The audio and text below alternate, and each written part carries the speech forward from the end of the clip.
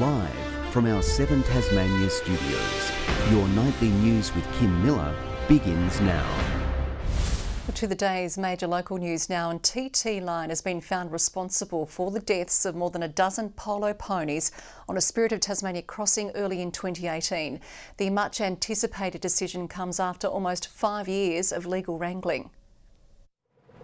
A verdict finally handed down by Magistrate Leanne Topfer in a high-profile and long-running case. TT Line found guilty of 29 animal welfare charges in the Magistrates Court in Burnie after 16 polo ponies died on the Spirit of Tasmania in January 2018. A lifeline for livestock travelling to and from the mainland, the ship became a scene of carnage for the horses brought to the state to compete. The prized animals died on a Spirit of Tasmania crossing back to Victoria. They were found to have suffocated when the overcrowded trailer they were standing in became too hot, with all but 2 ponies dying on the voyage. By law, horses are required to be transported in their own individual stalls. Magistrate Topfer finding the company failed to ensure the horses were stalled appropriately or had adequate ventilation on that fateful journey. The modified trailer didn't allow the necessary ventilation for the number of animals on board, saying if the trailer had been modified adequately, they may have survived that trip. The company's management method for the ponies found to be reasonably likely to result in unreasonable pain and suffering. TT Line made no independent inquiries that the horses were stalled appropriately, either portside or during the journey. Today's decision marks the end of the long-running legal saga, the case plagued by delays since TT Line was charged back in 2019. Sentencing submissions will be heard in late December, with the magistrate saying she isn't prepared to wait any longer. Annie Green, 7 Tasmania News. Police are investigating a crash in which a pedestrian was killed on the Bridgewater Bridge last night. Emergency services were called to the scene shortly before midnight after a car collided with a 36-year-old man. He died at the scene, the driver of the vehicle not physically injured. Police say initial investigations suggest it was raining at the time of the crash, with visibility in the area poor. Northern Tasmanians are still being asked to reconsider their need to visit the Launceston General Hospital Emergency Department. The government looking to divert demand as capacity troubles flare up once again in our health system. When you call 000 with a minor medical issue, a community paramedic could be sent to treat you at home. Commonly they're sort of musculoskeletal aches and pains, gastrointestinal upsets, mild infections, simple wounds. We don't have ambulance resources available everywhere at all times, and we do have to preserve paramedic ambulances to the most critical cases. It's one measure aimed at reducing demand on emergency departments, along with secondary triaging. Alarm bells were ringing at the Launceston General Hospital yesterday, with patients asked to reconsider going to the hospital. This is a challenge. It is usual for emergency departments to experience peaks of demand. The facility is dealing with outbreaks of COVID and RSV, as well as complex emergency cases and longer stays. Meanwhile, the future of cancer treatment in the northwest is unclear. Senior radiation therapists will leave the service in coming weeks, and that will mean that the linear accelerator, the second machine at the Northwest Regional Hospital in Burnie, won't be able to be operated. The concern we have is that patients who won't be treated at the Northwest and are sent to other hospitals will be sent to hospitals that also aren't coping. Jeremy Rockcliffe has reiterated he wants the federal government to step up by helping reduce bed block from patients waiting for disability or aged care, and also increasing hospital activity funding. What all state and territories are united on, and indeed the Australian Medical Association and no doubt many others, is that 50-50 funding split. Our health system in poor health. Josh Duggan, 7 Tasmania News. Legislation to restore Tasmania's Parliament has been tabled. If it passes, 5 7-member electorates would be established, coming into effect at the next state election, currently scheduled for 2025. The Premier says this is the simplest and most cost-effective method of restoring the Parliament. Premier Jeremy Rockcliffe says public sector unions will receive a new pay offer from the state government by the end of the week. It comes after a 3-week negotiation period between the parties proved fruitless, and unions signalled their intent to strike on November 9. Teachers, child safety workers, firefighters and allied health professionals are among those currently bargaining. The RACT wants electric vehicle drivers to pay their share of tax to support road upgrades. The motoring body says as EV sales continue to grow, the share of people paying the fuel excise is getting smaller. With a recent Legislative Council report finding Tasmania has some of the worst roads in the nation, the CEO says all drivers need to be on a level playing field. And we are calling on the government to urgently look at appropriate road user taxing to have a fair tax base for all users of our road infrastructure. The group also warning there's no indication petrol prices will drop anytime soon. Burnie councillor Teeny Brumby has managed to roll long-sitting Mayor Steve Cons as local government election results continue to trickle in. Mary Dunniam is also celebrating her ascension to the top job in Waratah Wynyard, becoming the first woman to be elected mayor there. And my mother was first female councillor at Burnie Council in 1954, so she left me a legacy and I'm carrying it on. The Tasmanian Electoral Commission says vote counting for such large numbers of candidates is delaying some final outcomes. Despite market chaos, more properties are now available to rent in Hobart. That's according to new PropTrack data, which showed a 9.3% increase in dwellings listed last month. Demand also fell, but it's not all good news for the sector, with houses being leased quickly and weekly prices in the capital city growing by more than 6% in the September quarter. A sexual harassment case against Cricket Tasmania has been thrown out by the federal court. Renee Ferguson had been seeking $1 million in damages from the organisation, claiming she had been sexually harassed by staff over the course of 2 years. However, Federal Court Justice Bromberg refused to grant an extension to her application, saying too much time had passed. Former Tasmanian Premier Peter Gutwein is taking on a new top job, appointed board chair of the Migrant Resource Centre. The organisation hopes his experience will help provide a better understanding of the challenges and opportunities for people who arrive in the state. Mr Gutwein is now preparing to take on his first official task, guiding the group into its next strategic plan. The state government has been criticised for failing to respond to concerned Tasmanians. In question time, Independent MP Christy Johnston called on the government to respond to 11 outstanding e-petitions, some of which are 18 months old. On the 29th of September this year, I asked you about your government's failure to table responses to petitions. You said you would look into it. Since then, the situation has only become worse. After question time ended, 3 overdue responses to e-petitions were tabled. Advanced clinical trials are helping the lives of hundreds of Tasmanians enduring cancer battles. Improving treatment is at the centre of a multi-million-dollar investment, which aims to enhance the quality of care offered in the state.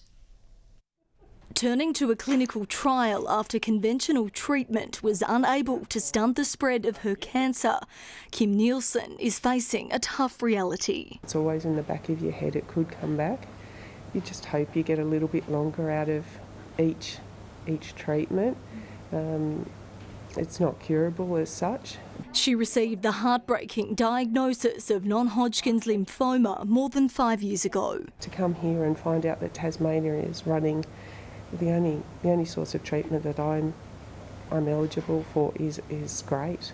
So, and without it, I don't think I would be here. The Tasmanian mother is among a cohort of local patients participating in research studies at the Royal Hobart Hospital, designed to transform the medical landscape in the state. A patient who's able to help us with a clinical trial actually helps not only themselves, but all patients. There are currently more than 55 trials available in Tasmania, which are seeking to treat a number of different cancers, including those with rare mutations. We are keen to provide treatment as close to home as possible. With all the work backed by the Cancer Council in its endeavour to improve outcomes. We've been funding research in Tasmania for 27 years. And over that time, that's about $6.4 million that has stayed in Tasmania. Grace Evans, 7 Tasmania News. Engineers are working to determine when the Cam River Bridge will be able to reopen its second lane. Repairs to a damaged pier have been completed, with crews waiting for newly poured concrete to cure. Motorists are still facing significant delays to cross. It's hoped the bridge will be fully open by this weekend. And grim news for those heading to the east coast. The crucial link through St Mary's Pass could be closed for longer than expected after rain caused a landslip. State Growth predicts work will take up to 4 weeks to complete. It will involve building a wall to support the road from below. An alternative route is available through Elephant Pass. An unusual gallery is showcasing the very snub which makes a Tasmanian's blood boil when the state is left off the map. What's more, it's the making of a mainlander who is on a mission to track down the times the island has been invisible. Entering this Fingal fantasy world, you'd be forgiven for thinking the island you're on doesn't exist. There's Miss Australia, representing nearly all of it. The Queen's first visit to Tasmania must have been a dream. Even the political map needed a little political correctness. There are so many extraordinary examples of things where Tasmania is just an oversight. Finding these oversights has become an obsession. It's like giving an orphan state a home. There's even a jigsaw which ends at Bass Strait before an extra piece is added in version 2. I've got a souvenir of Federal Parliament in Canberra, which is a desk calendar, and it's shaped like Australia, except that Tasmania is missing. The collection is out to avenge the Apple Isles' absence on his behalf, even giving other states a taste of their own medicine. For a state the size of this, which let's face it is 70% of the size of England, to not be included in so many depictions is just incredible. Another outrageous omission is this giant tea tower featuring a Tasmanian tiger, but not the island it's from. It's not like there wasn't room. I'm hoping that this will resonate with people and they'll think differently about Australia and what it means to be Australian. Snubs we've seen time and time again. And unfortunately, no room for Tasmania. The irony being, there's no room for Tasmania here either. Tom Johnson, 7 Tasmania News. Former Test captain Tim Payne has doubled down on his criticism of Cricket Australia over the way it handled the sexting scandal, saying he was hung out to dry. Ideally, I wouldn't have resigned, but we had obviously known about this for 3 or 4 years at the time and had plans in place with Cricket Australia on how this would be handled if and when it does come out. And unfortunately, that was sort of flipped on its head at the last minute. A Cricket Australia investigation back in 2018 cleared Payne of any code of conduct breach. Meanwhile, the Hurricanes' WBBL side is relishing the chance to get some cricket under its belt. Their match against the Scorchers was washed out on Sunday, robbing them of vital points. They flew out to Victoria today, where they'll play the Sydney Sixers in Ballarat this weekend. With both sitting just inside the top 4, one of the Canes' leading batters says it's shaping as a crunch clash. So anything can happen in this tournament, so we know that every single game is going to be competitive and we just have to put our best foot forward on the day. The match gets underway on Saturday morning at 10:15. Jake Doran has scored his 2nd century in a row in last night's one-day cup game in Launceston. And there's a century to Jake Doran. Very well batted. Back-to-back hundreds in the Marsh Cup for Jake Doran. That was a tough innings. In a tight finish, Tasmania ran out of overs, falling 17 runs short to Victoria. The Jack Jumpers face the road trip from hell this week, with the team preparing to crisscross Australia and New Zealand over the next 7 days. First up is the New Zealand Breakers in Auckland, with the squad keen to avenge a loss to them earlier this month. It's hard to believe this was just 20 days ago. The Breakers win over Tasmania on October 7 had the Jackies sitting 0-3. Since then, they've won 4 in a row. To come away with a good result, even though we didn't win, certainly helped our season get off to a good start.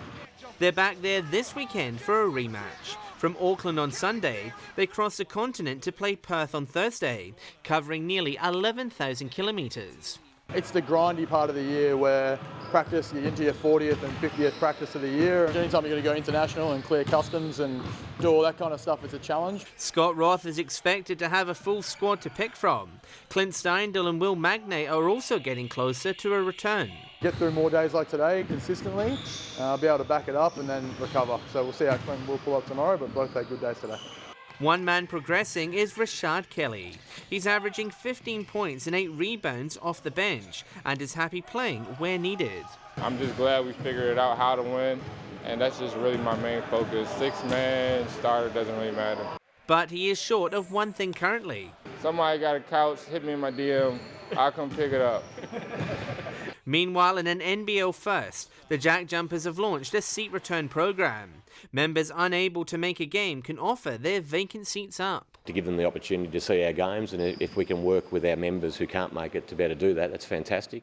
John Hunt, 7 Tasmania News. Good evening. 17 was the state's top today in Launceston, Hobart and Burnie 16, 15 in Devonport, Strahan and Flinders Island 16, 12 in Lyoini and 15 in St Helens. On the close-up shows widespread areas of low and mid-level cloud over Tasmania. Further out, a band of cloud extends over northern WA and across Northern Territory.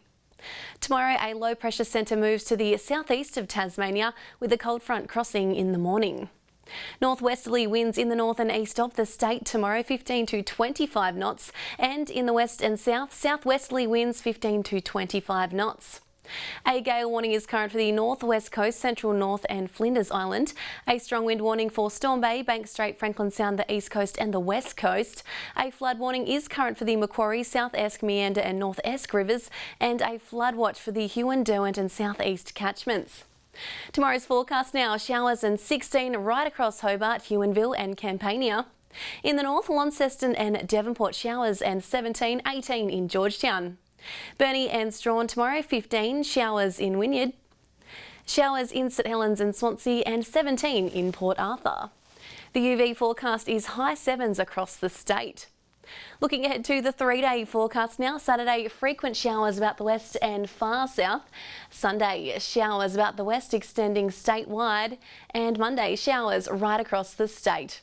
Capital cities 25 and partly cloudy in Perth tomorrow, showers in Melbourne and 25 in Sydney. And currently Hobart showers and 14, Launceston 14 and Devonport cloudy and 14. That's all in weather, Kim. Thank you, Jackie. And that is all your news for now. We'll be back later with updates. Thanks for joining us. Good night.